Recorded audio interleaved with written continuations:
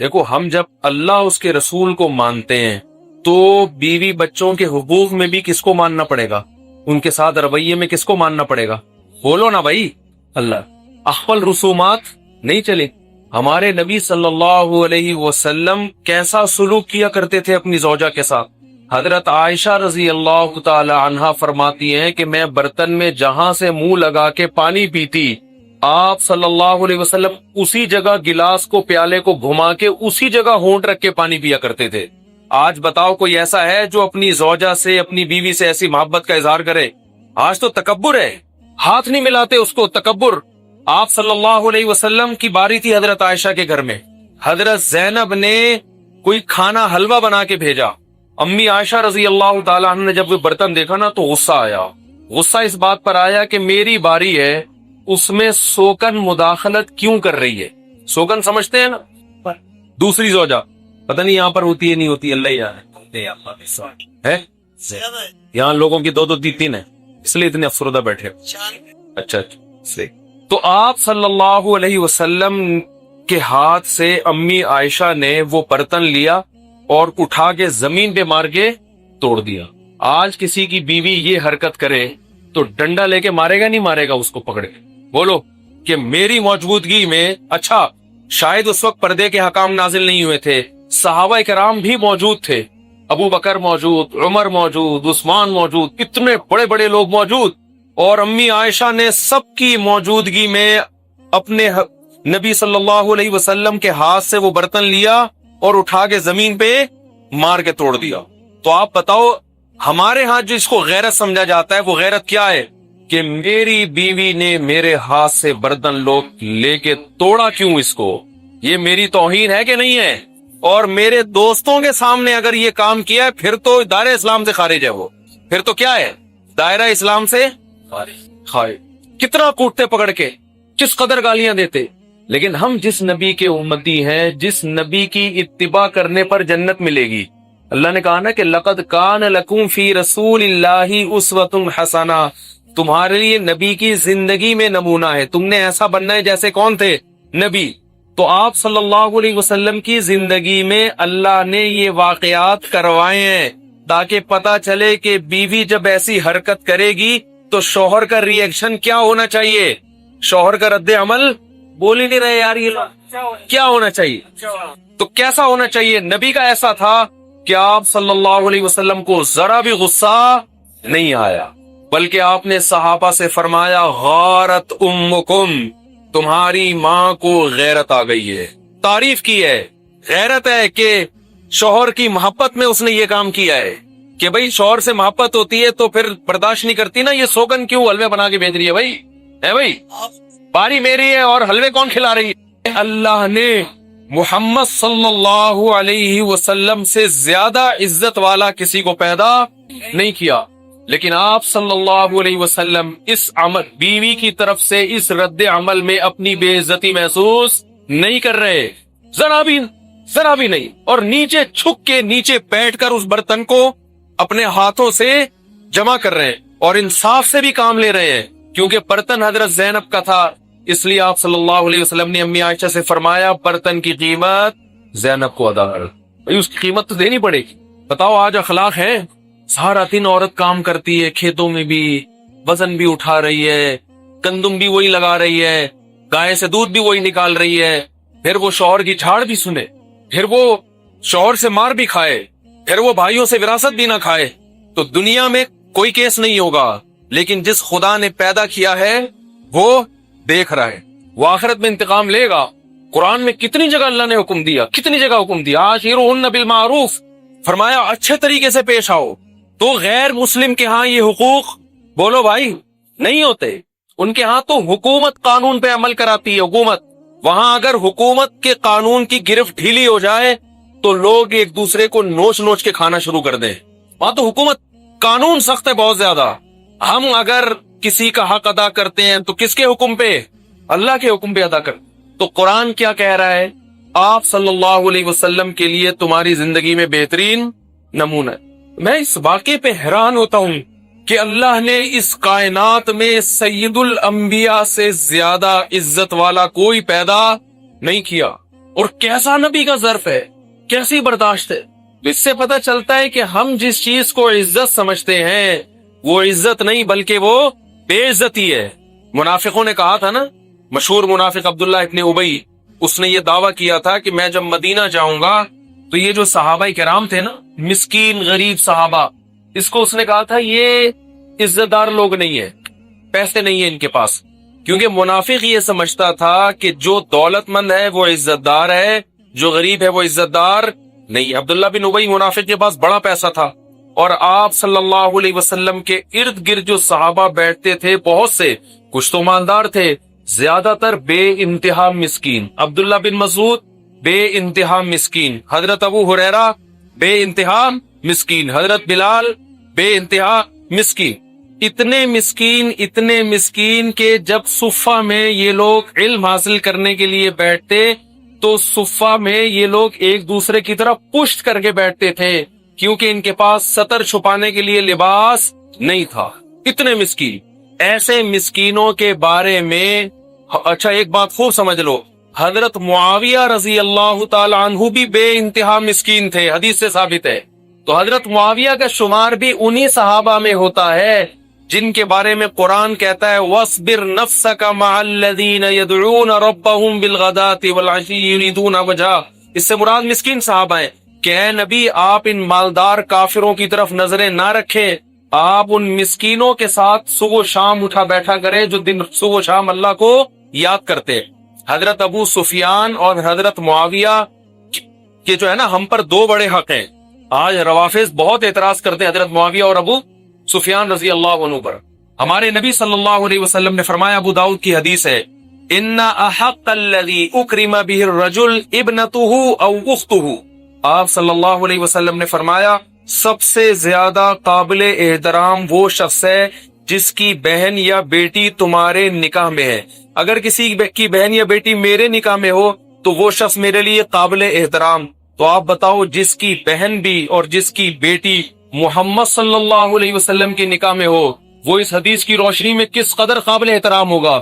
حضرت ابو سفیان کی بیٹی نبی کے نکاح میں اور حضرت معاویہ کی بہن نبی کے نکاح میں. تو آپ صلی اللہ علیہ وسلم کے نکاح میں جس کی بیٹی ہو یا جس کی بہن ہو تو وہ کس قدر ہم لوگ کے لیے قابل عزت اور قابل احترام ہوگا. انسان کی زندگی میں اچھے برے ہوتے ہیں، اچھے اخلاق والے بھی، برے اخلاق والے بھی، چور بھی، ایماندار بھی، اور وفادار بھی، بے وفا بھی، شکر گزار بھی، ناشکرے بھی. اور انسان جب سے پیدا ہوتا ہے نا اسی وقت سے خواہشات سے لڑنا شروع ہو جاتا ہے. وہ جب سے پیدا ہوتا ہے جب تک وہ ماں کے پیٹ میں ہوتا ہے اس کی کوئی خواہش نہیں ہوتی. کبھی کبھی ماں کے پیٹ سے بچے کے چیخنے چلانے کی آوازیں نہیں آتی ہیں، اس وقت تک اس کی کوئی خواہش نہیں. جیسے ہی وہ مارکیٹ میں آیا، دنیا کی مارکیٹ میں آیا، وہ کیسا چیخنا شروع کرتا ہے نا، وہ وہیں سے رونا شروع کر دیتا ہے. پھر اسی وقت اس کو چپ کرانے کی کوشش کی جاتی ہے. تھوڑا سا بڑا ہوتا ہے، شور شرابہ کرتا ہے، مائیں جھولا لے کے ہلاتی ہیں تو خوش ہو جاتا ہے، وہی چلو وہی انجوائے کر رہا ہوں اب میں لائف کو. بچے کیسے گھننے ہوتے ہیں آپ نے دیکھا ہوگا، ذرا سی باتوں پہ روتے ہیں، پھر ان کو ہم چپ کراتے ہیں. کوئی شکلیں بنا رہے ہوتے ہیں تو ہنسنے لگتے ہیں. کیا مطلب؟ بچہ بھی بور ہوتا ہے. اس کو جھولا دو گے تو انجوائے کرے گا، وہ سمجھے گا لو بھائی کچھ ہو رہا ہے. نہیں جھولا دو گے روئے گا. اس کا مطلب اس کے دل میں خواہش پیدا ہو رہی ہے، تو وہ خواہش پوری کیسے ہوگی؟ جھولا دینے سے. اس سے وہ خوش ہونا شروع ہو جائے گا، اس کی خواہشات پوری ہوتی ہیں. بھوک لگتی ہے تو چیختا چلاتا ہے، ماں جب اس کو فیڈ کراتی ہے تو چپ ہو جاتا ہے، آرام سے سو جاتا ہے. اسی طرح بچے کی جب نیند پوری نہیں ہوتی چڑچڑا ہو جاتا ہے کیونکہ اس کو نیند آ رہی ہوتی ہے. تو دیکھو اسی وقت سے انسان میں کیا پیدا ہو گئی؟ خواہشات. اب جب تک وہ بالغ نہیں ہوتا نا، یا بالغ کا لفظ بھی بالغ بھی دیر سے، جب تک جس کو فقہ کی اصطلاح میں کہتے ہیں صبی ممیز. صبی کہتے ہیں بچے کو، ممیز کہتے ہیں وہ بچہ جس میں اچھے اور برے کی کچھ تمیز پیدا ہو جائے، جس کی عمر قرآن و سنت میں غور و فکر کر کے حضرات فقہاء نے بیان کی ہے 7 سال کی عمر میں. نارمل بچوں میں 7 سال میں اچھے اور برے کی تمیز پیدا ہو جاتی ہو، تو اس سے بھی پہلے جاتی ہے، لیکن ایک ایسی تمیز جس کی بیس پہ ان کو ہم سمجھا سکتے ہیں، سختی کر سکتے ہیں کہ یہ غلط ہے، یہ مت کرو. اس سے پہلے تو سختی بنتی نہیں ہے نا. تو جب تک اس کے اندر یہ تمیز پیدا نہیں ہوتی، اس کی جو خواہشات اس کے دل میں پیدا ہوتی ہیں وہ अच्छी बुरी नहीं होती, वो उसकी नेचर का हिस्सा है, उसमें वो जानवरों की तरह ही होता है। भूख लगेगी तो रोएगा, तो जाहिर है, और क्या करेगा, भूख लग के रोना ये ठीक बात है ना, बिल्कुल उसका दिल चाह रहा है रोने का तो रोए भाई। इसी से तो पता चलता है कि इसको भूख लग रही है, अगर रोएगा नहीं तो माँ को कैसे पता कैसे चलेगा। लेकिन आहिस्ता आहिस्ता आहिस्ता आहिस्ता जो अल्लाह ने उसका दिमाग इंसानों वाला बनाया ना, जानवरों वाला तो है नहीं, आहिस्ता आहिस्ता उसके अंदर जहानत पैदा होना शुरू होती है। पहले तो ये होता था भूख लगती है बस दूध चाहिए, मुझे रोटी चाहिए, पेट भर गया, अब उसको मजीद कुछ नहीं चाहिए। अब थोड़ा थोड़ा जब वो समझदार होता है तो उसका खिलौना भी मुझे चाहिए, समझने, उसका पराठा भी मुझे चाहिए, उसको कुछ नहीं दो सब किसको दे दो। देखा होगा बच्चों में जेलिसी पैदा होना शुरू हो जाती है, तो बहुत बचपन में ही शुरू हो जाती है ये। अब क्या होता है कि अगर उनकी तरबियत ना की जाए, उनको ऐसे ही छोड़ दिया जाए, तो वो इंसान के बच्चे कम, डंकी के बच्चे, अब मुझे गधे का बच्चा कहना अच्छा नहीं लग रहा ना, यानी बड़े होकर फिर माँ बाप उनको ताना देते हैं गधे के बच्चे, गधे की औलाद, उल्लू के पट्टे, हालांकि वो आप ही के होते हैं, जो भी होते हैं किसके होते हैं, आपके होते हैं, लेकिन आप उनको लक़ब क्या देते हो, उल्लू के पट्टे हो। इसका मतलब ये नहीं होता अपने आप को उल्लू कहना, मतलब ये कि हो तो मेरी औलाद, लेकिन देखने में क्या हो, हरकतें तुम्हारी ऐसे जैसे उल्लू के पट्टे हो तुम, गधे की औलाद हो तुम। तो ये क्यों कहा जाता है भाई, उसके अंदर ईसार नहीं है, कुर्बानी का जज्बा नहीं आ रहा, वो सबको सबसे लेना चाह रहा है, बाज़ दफा बड़ा छोटे पे जुल्म करना शुरू कर देता है, बिला वजह अपनी धौंस जमाना शुरू कर देता है, छोटा बड़े को रिस्पेक्ट नहीं दे रहा होता, वगैरह वगैरह। ये सारी अखलाकी बुराइयां थोड़ा सा बच्चा समझदार हो उसके अंदर ये पैदा होना शुरू हो जाती हैं। उस वक्त से उसको दो किस्म की गाइडेंस की जरूरत शुरू हो जाती है, दो किस्म की गाइडेंस। एक गाइडेंस जिसको अरबी में कहते हैं इराअतुत तरीक, और एक जिसको अरबी में इस्तिलाह में कहते हैं ईसाल इलल मतलूब। ये क्या मतलब है इसका, देखो जब हम अल्लाह से दुआ मांगते हैं इहदिनस सिरातल मुस्तकीम, ऐ अल्लाह तू हमें सीधे रास्ते पे चला, तो इसका क्या मतलब है सीधे रास्ते पे चला, इसका मतलब ये भी बयान किया गया है सीधा रास्ता हमें तू दिखा क्योंकि काफिर के पास सीधा रास्ता नहीं है, जब रास्ते का उसको सीधे रास्ते का पता ही नहीं है तो चलेगा कैसे। और दूसरा मतलब इसका यह है कि अल्लाह सीधा रास्ता दिखा भी और सीधे रास्ते पे चला भी। खाली सीधा रास्ता देख लेना काफी नहीं है। लोगों को पता है नमाज फर्ज है, अल्लाह की इबादत फर्ज है, तो कितने लोग पढ़ते हैं, बहुत सौ को तो पता ही नहीं कि क्या फर्ज है, क्या लाजिम है, क्या हलाल है, क्या हराम है, जुआ खेल रहे हैं। एक सिंगर ने मुझे बताया कि मैं गाने बजा के पैसे कमाया करता था डांस मास करके, तो मैंने कहा जब वो तौबा ताइब कर ली, मैंने कहा ये तो हराम है, तुम्हें पता नहीं था, कह रहे हमें तो नहीं पता था ये नाजायज है। वो ऐसे खानदान में पैदा हुए उनको यही नहीं पता कि ये क्या है। तो मैंने कहा फिर छोड़ा क्यों, फिर उन्हें एक दो वाकयात सुना है कि कुछ ऐसी चीजें होने लगी थी जो मुझे लगता था कि ये हया और गैरत के खिलाफ है। कह रहे फिर मुझे ख्याल आया ये लाइन ठीक नहीं है, लेकिन वो मौसीकी की आलात भी गार में सिंगर डिस्टन भी चल रहा है और कि वो समझ रहे हैं कि ये पाकीज़ा कमाई है, इससे हज पे जाना चाहिए हमें। तो गुमराही कहाँ से आती है, आपको यही ना पता हो कि सही क्या है और गलत क्या है, इससे भी गुमराही आती है। दूसरा गुमराही सही का पता है लेकिन आप चल नहीं रहे। शराबी को पता है कि शराब बुरी चीज है लेकिन छोड़ देता है क्या। हीरोइनची को पता है हीरोइन क्या है, बुरी चीज है, बेड़ा गर्क कर देगी मेरा, लेकिन फिर भी पी रहे हैं। तो गाइडेंस या हिदायत में दो चीजें होती हैं, इराअतुत तरीक, किसी को सीधा रास्ता दिखा देना। तभी तो कुरान की बाज आयतों में बज़ाहिर टकराव मालूम होता है। एक तरफ कुरान कहता है दुआ अल्लाह से मांगा करो इहदिनस सिरातल मुस्तकीम, ऐ अल्लाह तू हमें सीधे रास्ते पे चला, यानी हिदायत दे तू हमें। और एक तरफ कुरान कहता है वहदैनाहुन नजदैन, मैंने दोनों रास्ते की हिदायत तुम्हें दे दी है, सीधा रास्ते की हिदायत भी बुरे रास्ते की हिदायत भी। उधर अल्लाह हमें कह रहा है अल्लाह सीधे रास्ते की हिदायत दे, इधर अल्लाह कह रहा है मैंने दोनों रास्तों की हिदायत दे दी है। तो जाहिर है हिदायत का दोनों जगह मतलब डिफरेंट है। एक जगह मतलब यह है कि दोनों रास्ते तूने बता तो दिए, गलत भी सही भी, चलाया नहीं है अभी तक, तो हम चाहते हैं तुझसे तू हमें चला। और जो तूने सीधा रास्ता हमें बताया है तो बता देना भी काफी नहीं है, वो हमें समझ में भी आ जाए। भाई देखो एक आदमी ने आपको बता दिया आप जाना चाहते हो हैदराबाद, उसने बताया ये गलत रास्ता है, ये हैदराबाद नहीं जाएगा और ये सीधा रास्ता है हैदराबाद जाएगा, इतना काफी नहीं है। सिर्फ उसके सुनने के बाद आप सीधे रास्ते पे चलना शुरू नहीं करोगे। अगर आपको उसकी बात पे डाउट है, यकीन ही नहीं आ रहा, तो भी उसका बता देना आपके लिए काफी नहीं है। वो बताए और इस तरह से बताए, ऐसे दलाइल दे दे कि आपको यकीन आ जाए कि वाकई यार ये हैदराबाद का रास्ता है। अब उसने बता दिया ये हैदराबाद का है, ये ठट्ठा का रास्ता है, आपको जाना हैदराबाद था। अब आप सोच रहे हो पता नहीं इसने फेंकी तो नहीं है कहीं लंबी, झूठ तो नहीं बोल रहा, मुझे बेवकूफ तो नहीं बना रहा, तो बता देना काफी होगा ना। वो दलाइल से साबित करे भाई यार ये हैदराबाद जा रहा है, देखो ये गूगल मैप देखो, ये बस के पीछे देखो हैदराबाद लिखा हुआ है, उसमें हैदराबाद की क्या बसों के पीछे लिखा हुआ होता है, कराची टू हैदराबाद नहीं, बिशायरी मेरी भी होती है ना, उसमें बहुत कुछ लिखा हुआ होता है, बुल्ले शाह की दीवानी, चल मस्तानी, जरा कहीं और ठिकाना नहीं, ये सब बसों के पीछे रक्षों के पीछे लिखा हुआ होता है। और कोई जल गया किसी ने दुआ दी, माँ की दुआ जन्नत की हवा, एक के पीछे लिखा होता बाप की दुआ ट्रैक्टर का धुआं। सही है। तो ये सब चीजें बसों के पीछे रक्षों के पीछे लिखी हुई होती हैं, उससे आप समझ जाओगे कि यार ये स्टाइल हैदराबादियों का है। खैर वो दलाइल के अंबार लगा दे तो अब क्या होगा, उसने आपको बता तो दिया सीधा और गलत, समझा भी दिया, लेकिन इतना भी काफी नहीं है। हैदराबाद का रास्ता पता चलने से थोड़ी हैदराबाद चले जाओगे, जब तक आपके पास चलने के लिए कोई गाड़ी नहीं होगी, कोई बाइक नहीं होगी, कोई बस नहीं होगी या किराया नहीं होगा। तो उसने क्या किया, किराया देके बस में बिठा के बस को चलता कर दिया। अब हम कहेंगे इसने सीधा रास्ता बताया भी, उसका सही होना साबित भी किया और उस पे चला भी दिया। तो हम जब दुआ करते हैं ना इहदिनस सिरातल मुस्तकीम, ए अल्लाह हमें सीधे रास्ते पे चला, तो हमारे फरमाया करते थे इसमें ये नियत करनी चाहिए, ए अल्लाह सीधा रास्ता दिखा भी, सीधा रास्ता समझा भी, उस पे चला भी, और चलने के बाद भी खतरा होता है रास्ते में कहीं मुड़ ना जाए, तो मंजिल तक पहुंचा भी, मौत तक उस पे चलाते रहना। इसलिए इहदिनस सिरातल मुस्तकीम में ये नियत करनी चाहिए कि अल्लाह हमें पहुंचा दे मंजिल तक। तो मैं ये अर्ज कर रहा था कि बच्चे को दो चीजों की जरूरत पड़ जाती है उस टाइम पे, जैसे उसमें थोड़ी थोड़ी अकल पैदा होना शुरू हो। एक, उसको ये पता चलता रहे कि सही क्या है गलत क्या है। नंबर दो, जो चीज सही हो उस पे वो चलना भी शुरू हो जाए।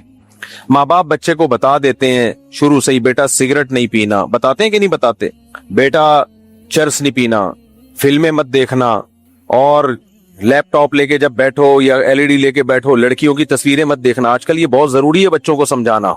माँ बाप कुछ देखते ही नहीं है, बच्चा मोबाइल पे क्या कर रहा है, स्क्रीन पे क्या देख रहा है। टीनेजर लड़के हैं लड़कियां हैं, वो अभी बुलूगत के करीब पहुंच रहे हैं, उनके जज्बात होते हैं, वो सब गंदबला देख रहे होते हैं, उनको पता ही नहीं होता ये बुरा काम कर रहे हैं हम। तो ये माँ बाप की जिम्मेदारी है, ना ना बेटा ये काम मत करना, ये बुरा काम है। तो आप उसको बुराइयों के बारे में बताते हो। एक काम आपने कर लिया कि उसको बता दिया कि सीधा रास्ता क्या है और गलत रास्ता क्या है, लेकिन इतना काफी नहीं है। ये तो माँ बाप पूरी जिंदगी समझा के थक जाते हैं, बच्चे फिर भी चरसी निकलते हैं, हेरोइन ची निकलते हैं, उधर शराबियों में शराब पी रहा है, कोई ये करता हुआ पकड़ा गया, कोई ये करता हुआ पकड़ा, गैंग में पकड़े जाते हैं भाई। तो गैंग बना हुआ होता है डाकुओं का, उसमें आपका बच्चा पता चला ये तो वहां बैठ रहा था। तो बताने के बाद अगला काम क्या करना पड़ेगा, सीधे रास्ते पे चलाने के लिए उसको मोटिवेशन चाहिए। वो मोटिवेशन बहुत सारे तरीकों से मिलती है। उस मोटिवेशन के बहुत सारे तरीके हैं, उनमें एक तरीका तो ये उसकी सोहबत, किन लोगों के साथ उठ बैठ रहा है। सबसे पावरफुल ये है, आप बच्चे को कोई नसीहत ना करो ना, लेकिन ये देख लो कि इसका उठना बैठना किन लोगों में है। आज माँ बाप बताते हैं हमारा बच्चा अच्छे स्कूल में पढ़ रहा है, पता नहीं क्यों फौज फिल्मों में लग गया, वो पता नहीं क्यों वो सिगरेट में लग गया। मैं कहता हूँ आपका बच्चा अच्छे स्कूल में पढ़ रहा है, लेकिन उस स्कूल में सारे बच्चे भी अच्छे आ रहे हैं, इसकी क्या गारंटी है भाई। स्कूल के पास कौन सा ऐसा मायार है कि वो ये देख के बच्चे को लेके ये अच्छा बच्चा है ये गंदा बच्चा है। वो तो जब आएगा आपके बच्चे के साथ दोस्ती होगी, आपके बच्चे को मोबाइल पे फोहश चीजें दिखाएगा, आपके बच्चे को कहेगा मैं भी ये वेव्स पीता हूँ, तू भी 2-3 सुट्टे लगा के देख ले, मैं भी छुप छुप के सिगरेट पीता हूँ, तू भी पी ले। उससे बच्चा क्या होगा, खराब। और याद रखो बच्चा सबसे ज्यादा खराब पता है किस चीज से होता है, जब कोई बच्चे को बाप के खिलाफ वर्गलाना शुरू कर दे। बेड़ा गर्क बच्चे का मैंने अपनी जिंदगी में देखा है, चाहे माँ वर्गलाए, चाहे, ये मेरा टॉपिक नहीं है, ये जल्दी से फिर के असल टॉपिक की तरफ आता हूँ। बच्चों की बात आ गई तो जल्दी से कंप्लीट कर लो। जब कोई बच्चे को कहते ना तुम्हारा बाप तो फारिग आदमी है, तुम्हारे बाप से क्या है, तुम क्या, तो बच्चे के दिल में सबसे पहले अपने बाप की अजमत निकलती है, क्योंकि सबसे पावरफुल मोटिवेशन जो बच्चे के पास होती है ना, वो कौन सी है, बाप। तभी तो इस्लाम में यतीम के बहुत फजाइल हैं, क्योंकि जिसका बाप नहीं है ना उसका कोई पुरसाने हाल नहीं है। माँ का काम नहीं है बच्चों की तरबियत, यही संभाल नहीं कर सकती, कोशिश के बावजूद नहीं कर सकती, उसके पास वो पावर ही नहीं है ना। चाहत से थोड़ी हो जाता है, पावर भी तो हो ना। हम सब चाहते हैं सब नेक बन जाएं, तो क्या बना लेते हैं। लोग मेरे पास आते हैं, मेरा बच्चा बिगड़ गया, आप समझाएं, मैं समझा देता हूं, फिर भी नहीं सुधरता, लोग कहते हैं क्या करें, मैं कहता हूं भाई मैं थाने में होता तो सुधार देता, मेरे पास तो पावर, अपना बच्चा होता तो चमाट लगा देता उसके, मैं कोशिश करता सख्ती करके, आपके बच्चे पे मैं कैसे सख्ती करूं भाई। तो जब बाप का रोब निकल गया ना बच्चे से, गया काम से, किसी काम का नहीं है फिर वो, ये खूब समझ लो अच्छी तरीके से। खैर, तो स्कूल में बच्चे क्लास फेलो अपने क्लास फेलो को बाप के खिलाफ वरगला रहे होते हैं कि मैं तो अपने बाप से पूछ के नहीं आता, तू क्यों पूछ के आता है भाई। मैं अपने घर वालों को एक दफा किसी वर्कशॉप में ले गया, मेरी नई नई शादी हुई थी, बहुत दफा नई नई शादी हुई थी, तो वो वाली दफा भी नई वही शादी थी। तो वो वाली दफा जो नई शादी थी ना, कौन सी दफा थी ये मैं नहीं बताऊंगा आपको। तो मैं अपने घर वालों को ले गया एक वर्कशॉप में, बड़ी जबरदस्त वर्कशॉप थी वो, उसमें विजन की जो वर्कशॉप और टाइम मैनेजमेंट, बहुत अच्छी मिक्सर थी बहुत सारी चीजों का, बहुत मुफीद मालूमात थी। अच्छा, उस वर्कशॉप में सारा एलीट क्लास तबका था, जो बड़े हाई लेवल के लोग थे। हम भी ले गए अपने घर वालों को, हमने कहा चलो हम भी कुछ सीख लें, घर वाले भी कुछ सीख लें। मेरी नीयत सीखने के लिए कोई उम्र की कैद नहीं है, ना इसके लिए मुफ्ती आलिम, जिसको जो चीज जहां से मिल रही है ले लो। ये जो आदमी नाक पे मक्खी बिठाते हैं कि मैं चूंकि अब कुछ बन गया हूं, मुझे सीखने की जरूरत नहीं है, तो समझ लो उसका उसी दिन से जवाल शुरू हो गया। तो अब क्या हुआ कि घर वालों ने बताया कि खातून बैठी भी थी उसी वर्कशॉप में और कहने लगी आपका तारुफ और है, आप कैसे आना हुआ, आप कौन है। उन्होंने बताया भाई हम मुफ्ती साहब के घर वाले हैं। तो उन्होंने कहा कि जी वो अच्छा मुफ्ती साहब तो इतनी शादियां करते हैं, तो आपने क्यों की शादी उनसे? बे तुम्हें क्या तकलीफ है, जब हो गई तो खुशी मनाओ, होने से पहले ये बातें अच्छी लगती हैं, तो खैरियत आपने क्यों? भाई वो मेरे माँ बाप ने कर दी और मैं खुश हूं, मुझे कोई एतराज नहीं, फिर भी क्यों? अच्छा खैर, दूसरा, आप जब अपने घर से कहीं जाती हैं तो हस्बैंड की इजाजत से जाती हैं? जी हम तो खानदानी लोग हैं जी, अपने शौहर से पूछ के ही कहीं जाते हैं, हम तो नहीं जाते। वो बिल्कुल ये स्टाइल में ना, फिर घर वालों ने भी बताया कि वो इस तरह से समझे, कुछ मेरा अपना स्टाइल है क्योंकि मुझे पता होता है ये वाली खवातीन इस तरह से ही समझा रही होती हैं। हम तो नहीं जाती, मैं तो नहीं जाती, मैंने तो आज तक कभी नहीं बताया अपने हस्बैंड को मैं किस वक्त कहाँ जा रही हूँ। क्या कर रही है भाई तू, क्यों मेरी घर वालों को बागी बना रही है? कि नहीं हम तो नहीं जाते अपने हस्बैंड को बता के, हमारी तो अपनी मर्जी, जब मुंह उठाए जहां चले जाए। अच्छा, अब शादी चूंकि नई हुई है तो नए को खतर बिगाड़ना आसान होता है, जब एक माहौल में इंसान एडजस्ट हो जाए ना तो फिर तो पता है भाई इनका खानदानी परंपरा ही यही है। तो खैर मुझे पता चल गया, तो मैंने बताया, मैंने कहा ये जो इस डिजाइन की खवातीन होती है ना, जो यूं करके ठिश करके, इनका ना शौहर से कोई रिलेशन होता है ना भाइयों से कोई रिलेशन होता है। खैर वो मैंने कवर कर लिया, उसके अल्लाह का शुक्र है नुकसान हुआ नहीं। लेकिन ये क्या है, आपके घंटों के बयानात एक तरफ, आपके दर्स एक तरफ, लेकिन जितना आपको आपका जो क्लास फेलो है या आपके साथ जो आपका दोस्त है या किसी भी जगह आपका हमसफर है, क्योंकि उसका लेवल और आपका लेवल सेम होता है, समझ रहे हैं ना भाई। मैं अगर समझाऊंगा तो अगला क्या कहेगा कि इनका तो काम ही समझाना है, अच्छी बातें करना, अब्बा का काम नसीहतें करना, अम्मा का काम नसीहतें करना, शौहर का काम अपने हुकूक बताना।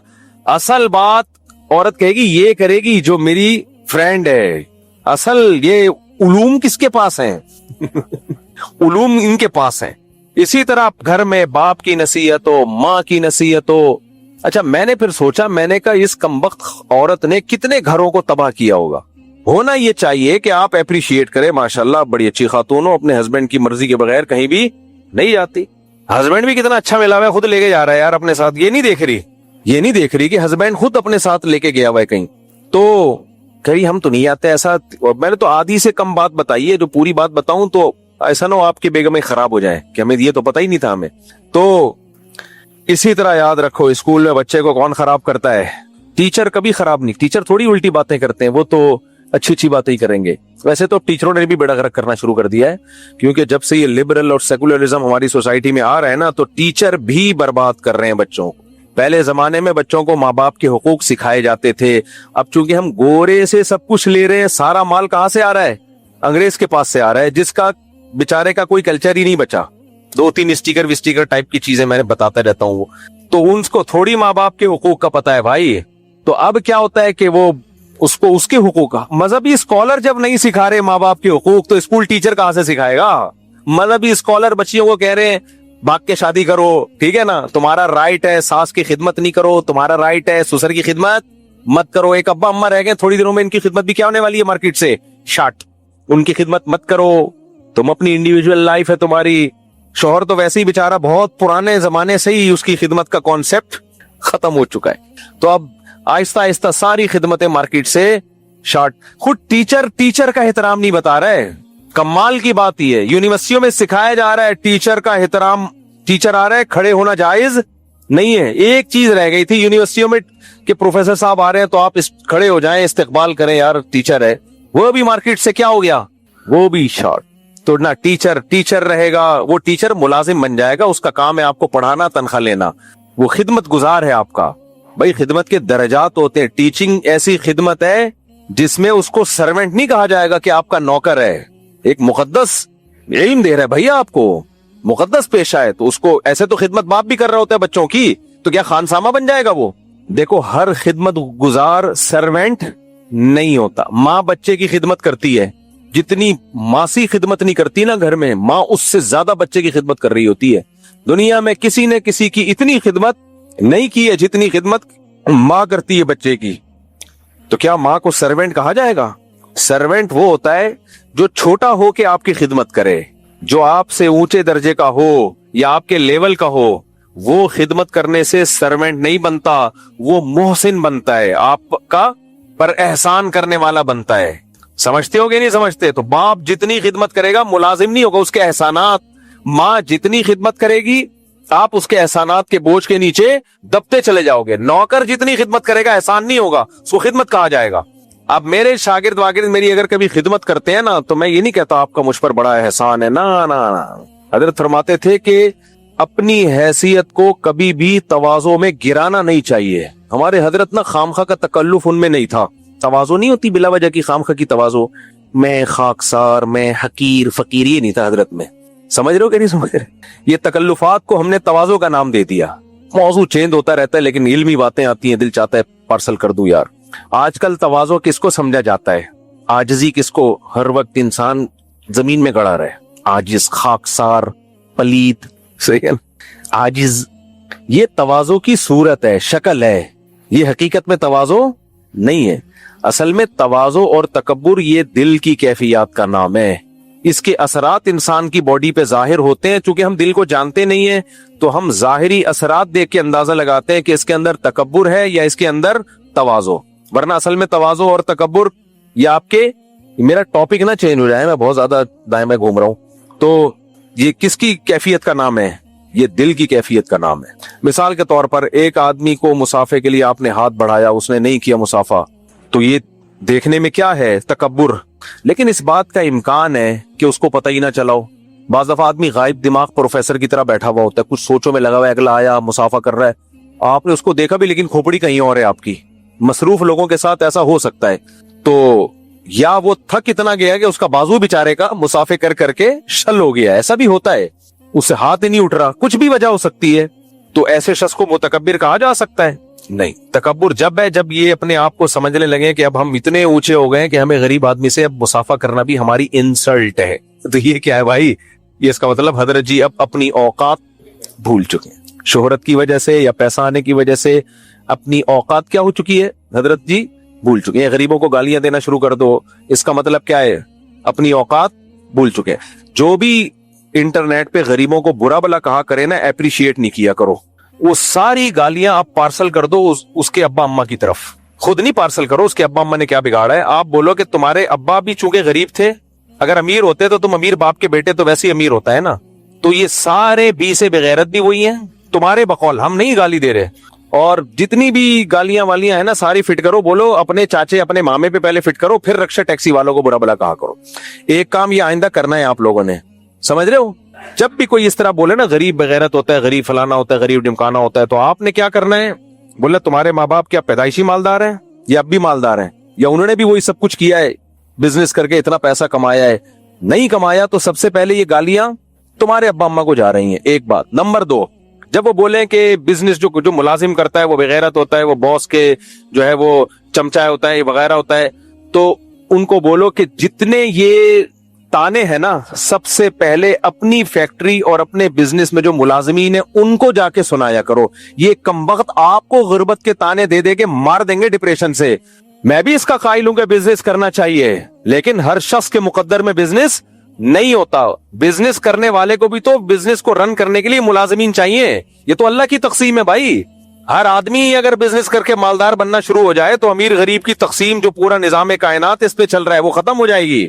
میں نے ایسے دیکھے امیر گالیاں دے رہا ہے ایک بندہ اور غریب کو برا بلا کہہ رہا ہے اور کہہ رہا ہے تم ملازم کرتے ہو اور باس کے چمچے بنے ہوئے ہو, اور خود اپنے اس کے ملازمین فیکٹریوں میں نا ڈھکن لگا رہے ہیں یا کچھ کام کر رہے ہیں.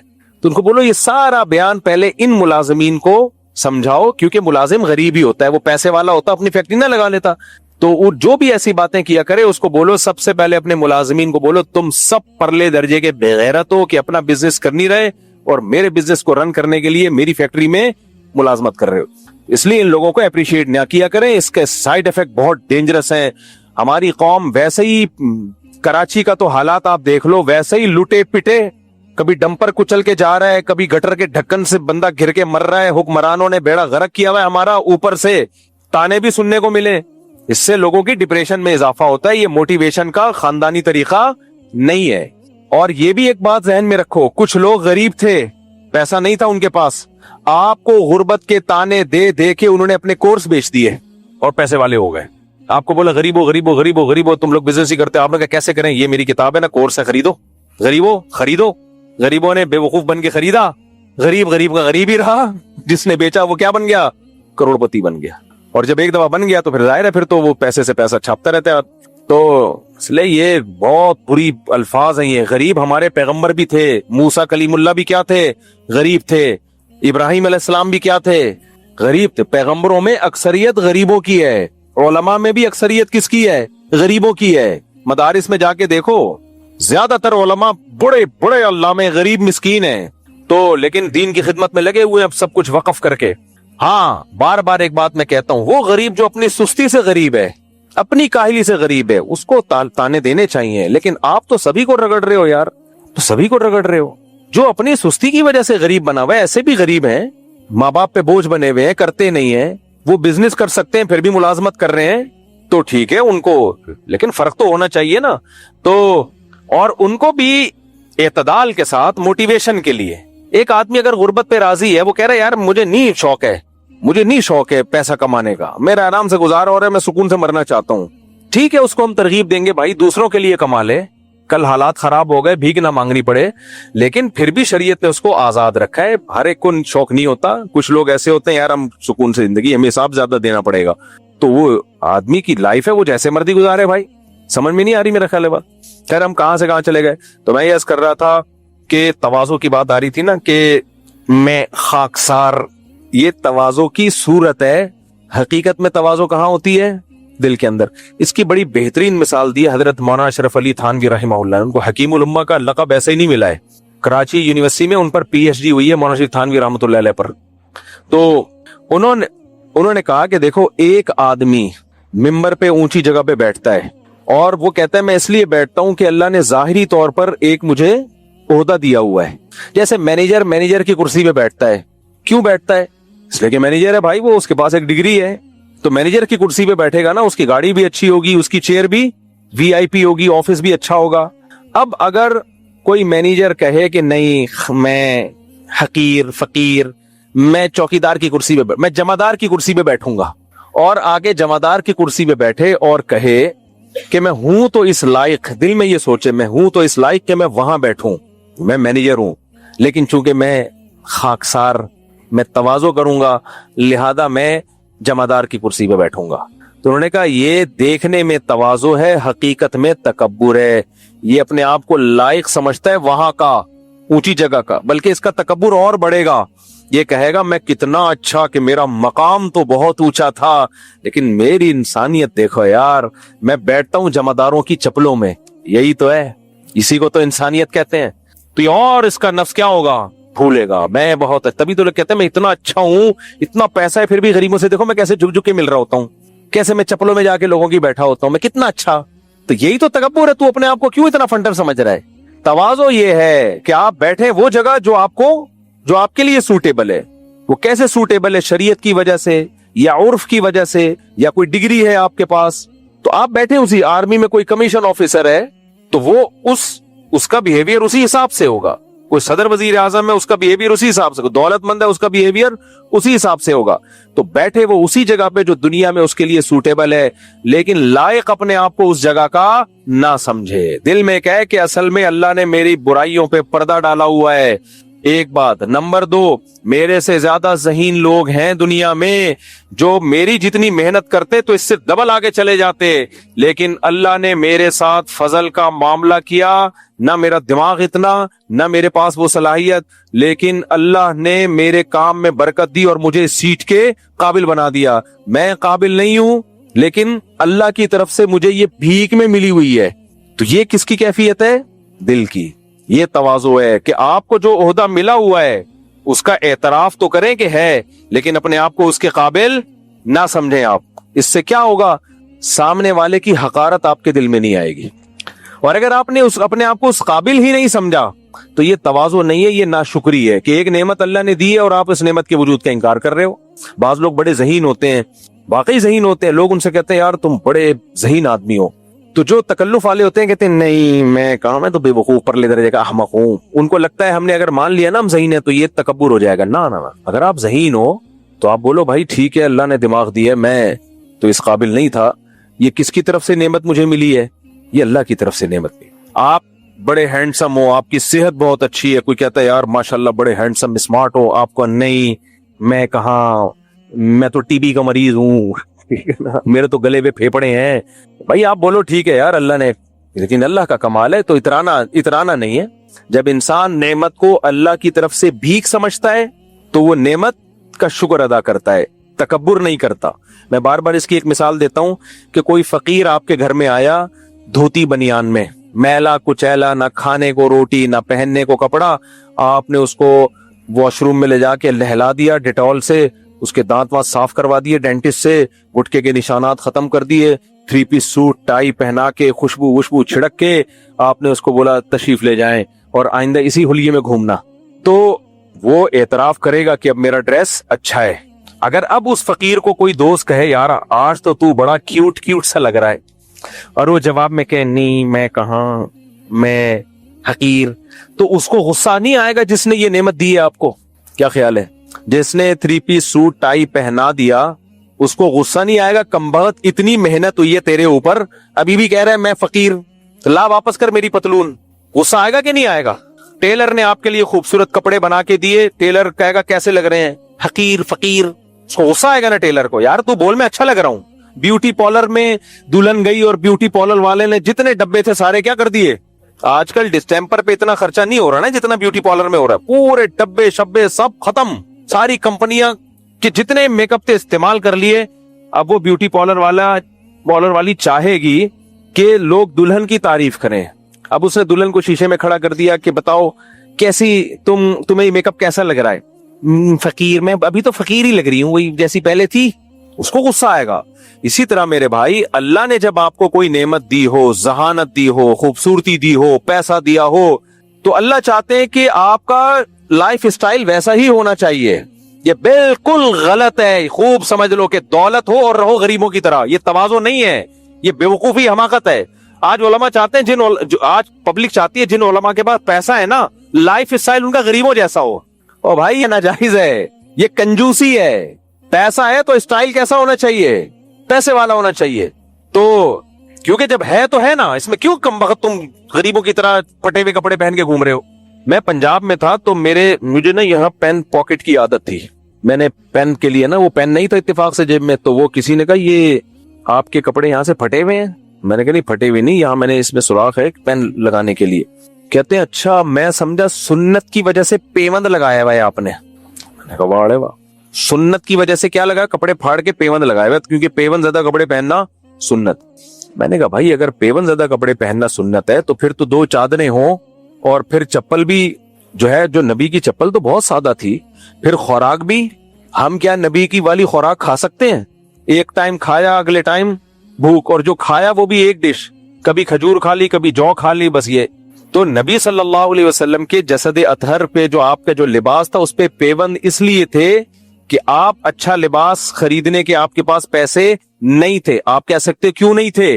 اس لیے کہ نبی نے اپنے لیے غربت کو پسند کیا تھا, تو آپ رکھتے ہی نہیں تھے پیسے. کیا مطلب؟ صبح پیسہ آیا، شام سے پہلے سارا پیسہ صدقہ، بچا ہی نہیں ہے کہ کوئی اپنے لیے نیا جوڑا خریدے. تو اتنا ظرف اگر ہمارا ہے کہ ہم پیسے، نبی مالدار ہو کے بھی آپ نے مسکینی اختیار کی ہے نا، پیسہ رکھا ہی نہیں ہے. صبح آیا تو شام تک، شام سے پہلے سارا کیا ہو گیا؟ خرچ. تو نبی نے تو اپنے لیے یہ لائف اسٹائل منتخب کیا ہے. کیوں کیا؟ یہ شریعت میں اس کا حکم نہیں ہے. اگر حکم ہوتا تو سب صحابہ کو آپ اسی طرز زندگی کا حکم دیتے، یہ اسلام کا حکم ہوتا. کچھ چیزیں پیغمبر کے ساتھ خاص ہیں، اس میں ہمیں نبی کو فالو کرنے کا حکم نہیں ہے، بلکہ اجازت بھی نہیں ہے کہ ہم نبی کو فالو کریں. کیا مطلب؟ کچھ چیزیں نبی کے ساتھ خاص ہیں. ہم روزہ رکھتے ہیں صبح صادق سے لے کے غروب آفتاب تک، سورج غروب ہوتے ہی ہم پر لازم ہے کہ ہم افطار میں جلدی کریں. مگر نبی نے تو 24 گھنٹے کا روزہ رکھا ہے. صحابہ نے بھی رکھنا شروع کر دیا، آپ نے صحابہ کو منع کیا، فرمایا یہ حدیث کا مفہوم کہ یہ میرے ساتھ خاص ہے، تمہیں اس کی اجازت بولو نا نہیں ہے. کچھ چیزیں اللہ نے نبی کے ساتھ خاص رکھی ہیں. 4 سے زیادہ شادیوں کی اجازت کس کو تھی؟ پیغمبر کو تھی. ہمیں اور آپ کو ہے نہیں ہے. اس میں حکمتیں تھی، مصلحتیں تھی، اللہ نے آپ کو اجازت دی. اسی طرح بغیر مہر کے نکاح میں اور آپ نہیں کر سکتے، نبی کو اجازت تھی. اسی طرح میں اور آپ اہل کتاب کی عورتوں سے نکاح کر سکتے ہیں، کر تو نہیں سکتے، کتاب والی سے نہیں کر سکتے، مسلمان سے نہیں کر سکتے، اہل کتاب سے کہاں سے؟ بہرحال شریعت نے اجازت دی ہے. لیکن پیغمبر کے بارے میں راجح قول یہ کہ اہل کتاب کی عورتوں سے آپ کو نکاح کی اجازت نہیں تھی. تو بہت سارے حکام میں نبی کو خاص کیا گیا ہے، بہت سارے نہیں، چند حکام میں. تو انہی میں ایک یہ حکم بھی ہے کہ نبی کا نیند سے نبی کا وضو نہیں ٹوٹتا. ہم اور آپ سو جائیں تو وضو ٹوٹ جاتا ہے ہمارا. اسی طرح ایک قول کے مطابق نبی پر تہجد کی نماز بھی فرض تھی. بعض علماء اس کے بھی قائل ہیں، ہم پر تہجد کی نماز فرض نہیں ہے. نبی کے لیے صدقہ لینا کیا تھا؟ حرام تھا نبی کے لیے. زکوٰۃ یا جو صدقات واجبہ ہوتے ہیں نبی کے لیے بھی اور نبی کی آل و اولاد کے لیے بھی. میرے اور آپ اگر غریب ہو جائیں تو حرام ہے ہمارے لیے. بہت سے غریب تو چلی اسی پر ہیں، کیا خیال ہے؟ تو چند چیزوں میں نبی کی وجہ، نبی کی وراثت تقسیم نہیں ہوتی. نبی صلی اللہ علیہ وسلم کے دنیا سے جانے کے بعد آپ کی وراثت تقسیم نہیں ہوئی ہے، کیونکہ نبی نے کہہ دیا، فرما دیا زندگی میں، نحن معشر الانبیاء لا نورث درہما ولا دینار، ہماری وراثت تقسیم نہیں ہوگی. تمام پیغمبروں کے ساتھ ایسا ہی ہے. کیوں؟ کہ نبی کی وراثت علم ہے بھائی، علم بس. مادی چیزیں نبی کی وراثت نہیں ہو سکتی، وہ سب وقف ہوں گی اہل مسلمین کے لیے. تو یہ سارے حکام میں اللہ نے پیغمبر کو خاص کیا. تو اسی طرح یاد رکھو، نبی صلی اللہ علیہ وسلم کی خواہش پہ اللہ نے آپ کے لیے جس زندگی کا انتخاب کیا، اور اصل میں خواہش بھی اللہ نے ہی ڈالی نا آپ کے دل میں، وہ تھی غربت والی زندگی. یہ سلیکشن تھی پیغمبر کی کہ اے اللہ میں مسکین ہی رہوں گا اور مسکینوں میں ہی میرا حشر ہوگا. تو یہ خاصیت ہے کس کی؟ پیغمبر کی. اور یہ اتنی سخت نبی کی، یہ نبی نے اس پر عمل کیا ہے کہ آپ نے جو آپ کے نکاح میں بیویاں آئیں ان کو بھی کہہ دیا کہ اللہ نے ہمارے لیے جو طرز حیات پسند کیا ہے نا وہ مسکینی اور غربت والا ہی ہے. سلیمان علیہ السلام کے لیے کون سا پسند کیا اللہ نے؟ غربت والا، دولت والا؟ دولت والا، بادشاہت والا. سمجھ رہے ہو کہ نہیں سمجھ رہے؟ اتنی دولت، اور وہ بھی سلیمان علیہ السلام کی سلیکشن تھی. ربی حبلی ملکا لا ينبغی لأحد من بعدی، اے اللہ ایسی اسٹیٹ چاہیے، ایسی حکومت چاہیے، ایسی بادشاہت چاہیے میرے بعد کسی کو ملنا تو دور کی بات، کسی کے لائق ہی نہ ہو، وہ کوئی سوچ بھی نہ سکے، ایسی حکومت چاہیے مجھے. تو یہ خواہش بھی پیغمبر کے دل میں کس کے کہنے سے آئی ہے؟ اللہ نہیں. اللہ دینا چاہتا تھا تو اللہ چاہتا تھا پہلے ان کے دل میں چاہا تو یہ مانگے تو میں دے دوں ان کو. تو سلیمان علیہ السلام نے اللہ سے ایسی بادشاہت مانگی تو وہ دے دی. پھر ایسے محلات بنائے انہوں نے، وہ ایسے بتاتا ہوں نا، ایسا زبردست تخت تھا. ملکہ سبا جب آئی ہے وہ تخت دیکھ کے ہریان ہو گئی. پنجابی میں حیران کو ہریان بولتے ہیں. کیا ہو گئی؟ ہریان ہو گئی. اور جب وہ ان کا فرش دیکھا محل کا، وہ سمجھی کہ موجیں ہیں پانی کی. وہ ایسا VIP قسم کا انہوں نے فرش بنایا تھا کہ وہ ایسا لگ رہا تھا پانی کی لہریں، شیشے سے بنایا تھا. کون سی ٹیکنالوجی استعمال ہوئی ہوگی اس زمانے میں، واللہ عالم. تو وہ سمجھی کہ پانی ہے، اور پائن سے اوپر کر لیے کہ تالاب میں، پول میں پاؤں نہ بھیگ جائیں. انہوں نے بتایا یہ پانی نہیں ہے، یہ کیا ہے؟ بھائی سادہ سیمنٹ کا فرش بھی تو بنا سکتے تھے نا بھائی، ریت بجری لاتے، بلکہ اینٹیں لگا دیتے گاؤں دیہاتوں میں جیسے، بلکہ ہمارے انڈا گوڑ والی سڑک بنا دیتے. کچھ ہے ہی نہیں، سڑک ہی نہیں ہے. اس کو ہم پیار سے سڑک بولتے ہیں. یہ دیکھ لو سامنے، یہ جو سامنے ہے اس کو سڑک بول سکتا ہے کوئی انسان، لیکن ہم پیار سے اس کو کیا بولتے ہیں؟ سڑک. اس امید پہ کہ شاید بولنے سے کچھ برکت ہو جائے جیسے ایک آدمی جو تھا نا وہ اپنے باپ کے فضائل بیان کر رہا تھا کہ میرا باپ بہت سخی تھا. یار موضوع نہیں جائے دائیں بائیں. ایک آدمی کہتا ہے میرا باپ بہت سخی تھا, حلیم کی دیگ بنا کے تقسیم کرتا تھا. لوگوں نے کہا یار حلیم کی دیگ ہر مہینے, کہہ رہے ہر مہینے دیگ دنادن دیگیں بنتی تھی اور تقسیم. اس نے کہا اچھا یار اتنی دیگیں کیسے بنتی تھی؟ کہہ رہا ہے بھائی 11 دانے چنے کی دال دیگ میں پانی ڈالا, 11 دانے چنے کی دال, 11 دانے وہ جو بھی چیز ڈالنے والے, 11 دانے جو کے, 11 دانے گندم کے, کوٹ کے ڈال دیا. کہتا ہے بھائی یہ کون سا حلیم بن رہا ہے؟ کہہ رہے گوشت زیادہ ڈالتے تھے. گوشت؟ اچھا گوشت زیادہ ہوتا تھا. گوشت کتنا ہوتا تھا؟ کہہ رہے ایک پرچی پہ لکھا 1 من گوشت اور پرچی ڈال دی, اسی سے ٹیسٹ آ جاتا تھا. پرچی کے بھی کہتے ہیں نا لوگ, کہتے ہیں اثرات ہوتے ہیں, تبھی تو اسے تعویذوں میں پڑھتے ہیں لوگ. پرچی ڈال دی, اسی سے ٹیسٹ آتا تھا. اور وہ دے دنادن تو واقع آگے بھی ہے, لیکن وہ آگے پھر وہ مزیدار نہیں. وہ کہتے تھے بانٹتے کیسے تھے؟ کہتے تھے وہ فلیٹوں میں بانٹتے تھے تو اس میں طریقہ یہ ہوتا تھا کہ ہیلمٹ پہن کے نا اس میں بم ڈالا, وہ بم سے دیکھ پھٹی اور وہ ڈڑ ڈڑ ڈڑ اڑ کے حلیم چاروں طرف گھروں میں پھیل گیا. یہ زیادہ ہو گئی میرا خیال.